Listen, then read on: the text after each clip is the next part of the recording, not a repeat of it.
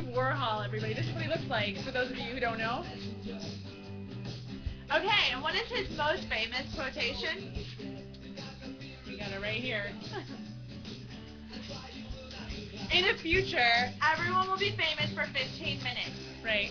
And Andy Warhol's like, I'm bored with that. I never use that anymore.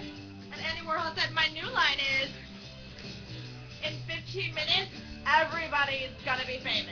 Hi. That's right now, you guys. This is Warholism. Right there. We're there right now, not in 15 minutes. Everyone's famous right now. You can have your own TV show. Your own music Twitter. video. Twitter. Yeah. Your Warholism. Absolutely. Warholism. But first, it's cocktail time. It's cocktail time, you guys. You need a drink if you're going to be watching this for an hour with us. So bust it out. Okay. So, cocktail time. We're having the Andy Warhol tonight. That includes banana liquor. Banana liquor. It also includes blackberry flavored brandy, a little Bacardi rum, and a little dark Myers rum. Here we go. If you guys want to write that down. Mixed with Diet Sunkist. That's right. That's called the Andy Warhol. That's what we're drinking tonight. So cheers to Andy Warhol. Cheers. You guys want to write that down? Ah, join us. Pretty good. It's poppy. And banana-y. Okay. So let's begin. Let's talk about Andy Warhol. What's he famous for? What's his background? Well, he's famous for a lot of things, right? And I'm sure we know a lot of what he's famous for. The Campbell Soup can, and we'll get into that in a second. Yeah. As well as the banana, which we'll explain in a little bit. Hence the banana flavored liquor. Okay. Andy Warhol. So, on August 6th, 1928, Andrew Warhola is born. Right. His parents, Andra Warhola and Julia Zaskari Warhola, were immigrants from Nikovia in northeastern Slovakia. Right. And they eventually moved to Pittsburgh, Pennsylvania, where his father worked as a construction worker and later a coal miner. They raised their kids. So they weren't well off people at all. They were middle class people. They were struggling in Pittsburgh. Middle class people, good hardworking people, yeah. They raised their kids Byzantine Catholic and attended the St. John Byzantine Catholic Church. There we go. He was baptized. He's got his birth certificate or his baptism certificate right there. We've got to go back to our playlist, everybody, so bear with us. No, I don't think that's on the playlist, Cameron Joby. It's not. Come right in. We're going to get there in 1 second. All right, so we know that Andy Warhol was raised Byzantine Catholic. We've got his baptism certificate right here. Bear with us while we get a playlist going on. Okay. There we go. Oh, here we go. And then in the 3rd grade, at the age of 8, Andy came down with rheumatic fever. Yeah, and this definitely was a huge, this was a huge milestone in his life, basically. Okay, and 1928, at the age of 8, that's only, 1936? Right. So, yeah.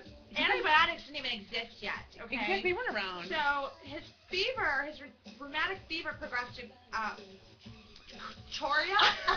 chorea? This hideous looking thing. We're not laughing at the disease. No, we're not laughing at this. Fitz's dance. Right. And it's an illness of the nervous system. Right. It makes you shake, and it gives you this awful skin. Very spotty and made his arms and legs shake uncontrollably. He's 8 years old, and so he can't be at school. He's not making friends with people. He's stuck in school.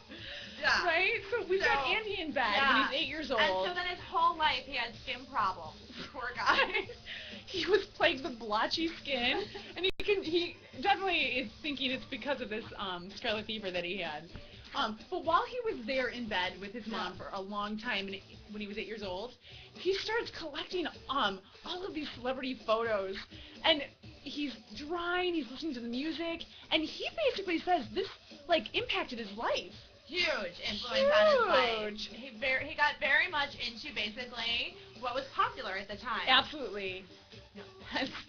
pop art.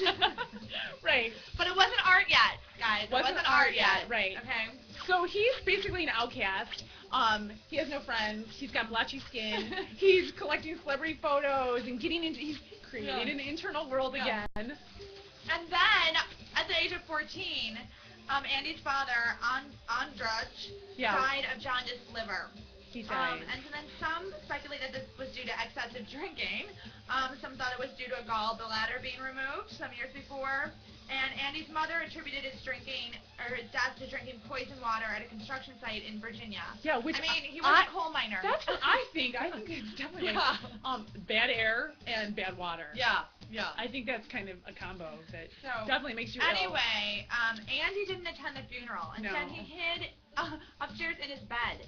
So we don't blame you, Andy. I don't blame you. Look at that cute little kid under there. Okay, so on to Andy's education. Cameron, where did he go to school? Andy attended Holmes Skelny High School and then off to Carnegie Institute of Technology, where he obtained his Bachelor of Fine Arts in Pictorial Design. So he's really like a graphic artist. Right. Okay. I'm trying to keep up with you. And then after he graduated in 1949, Andy dropped the A from his name Warhol, and he and his friend Philip Pearlstein moved to Manhattan and subleased an 8th floor walk-up. That's a big walk-up, 8 floors. It sure is. Which was described, the bathtub was in the kitchen, and it was usually full of roaches, incredible roaches. Right, and I'm sure it was really expensive, too. In New York? Absolutely. We love Chicago. So a few months later, the roommates move into a loft on the West 23rd Street. And this is the best. Andy sends out these change of address cards. Filled with glitter. Yeah. And he's like, I've moved from one roach-ridden apartment to another. So I think he has a sense of humor. A little bit.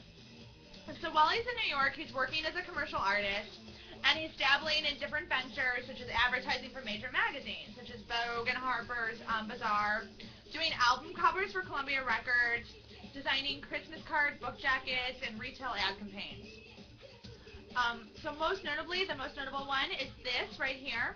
It's the famous shoe ads, usually a stylish, blotty line. Well, this is where he was getting all of his money. He was getting, $50,000 for one account. Right. So he was very successful in his career as a graphic designer. And I think we left out, Cameron, you see that he met, I think, is it the editor of a magazine, Glamour magazine? No, not Glamour. It was Harper's Bazaar. Okay. Well, he met an editor of a magazine, so he kind of got into the world of advertising and marketing. Yeah. And so he did really well with these advertisements, the shoe advertisements. He actually won an award for I. Miller's shoes. Yes. Okay. And then in the 1950s, he got an apartment on the East Side, East 75th Street. And after recruiting his mother's help with the work, she moved in with him. So he obviously had a very close relationship with his mother. Yeah. And that goes back to when he was sick. Yeah, right. And his